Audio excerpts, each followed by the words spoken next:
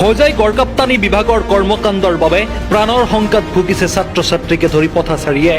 বিভাগ বৰমূৰীয়াসকলৰ দায়িত্বহীনতাৰ বাবে যিকোনো মুহূৰ্তত সংঘটিত হ'ব পাৰে ভয়ংকৰ দুৰ্ঘটনা।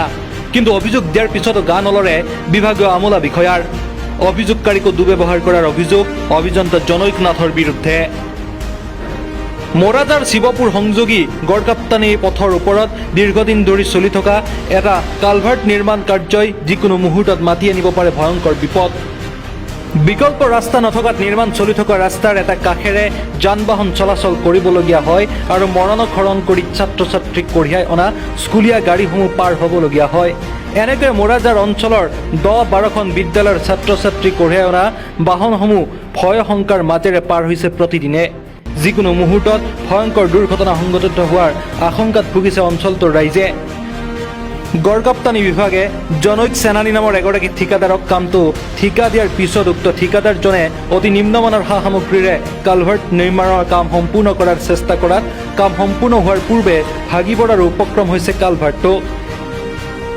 বিভাগীয় কৰ্তৃপক্ষই ঘটনাৰ তৎকালীন তদন্ত কৰি ব্যৱস্থা গ্ৰহণ কৰাৰ দাবী তুলিছে অঞ্চলটোৰ ছাত্ৰ সংগঠনৰ লগতে সাধাৰণ ৰাইজে। কি হৈছিল আপোনালোকে জানে যে শিৱপুৰ আৰু মোৰাজাৰৰ যিটো ৰোড আছে এই ৰোডত যিটো কালপাৰৰ কাম আজি 2 মাহৰ পৰা ইমান লেহেমীয়া গতিত কাম কৰি আছে। প্ৰত্যেক দিন এখন নহয় এখন গাড়ী ইয়াত ফচি আছে।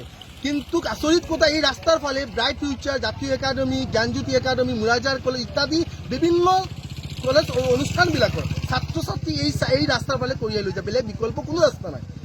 তেখেতক আমি অনুৰোধ জনাইছিলোঁ, কণ্ট্ৰেক্টাৰকো অনুৰোধ জনাইছিলোঁ আৰু যিজন ইঞ্জিনিয়াৰ আছে তেখেতকো আমি অনুৰোধ জনাইছোঁ। যিহেতু কণ সৰু বাচ্চাবিলাকক লৈ যায় গাড়ীবিলাকে, গতিকে এওঁলোকৰ জীৱনৰ প্ৰতি লক্ষ্য ৰাখি পেলাই এই কামটো অতি কম সময়ৰ ভিতৰত কামটো সমাপ্ত কৰিব লাগে।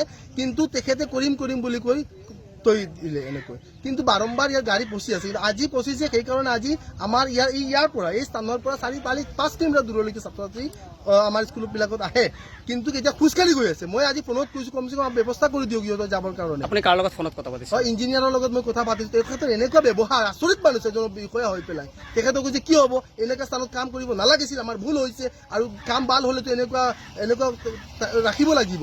আৰু কাম ভাল হ'বৰ কাৰণে কি আপুনি দুৰ্ঘটনাত শ ছাত্ৰীক জীৱনৰ লগত খেলিব নেকি আপোনালোকে? গতিকে এনেকুৱা আমাৰ কাম নালাগে।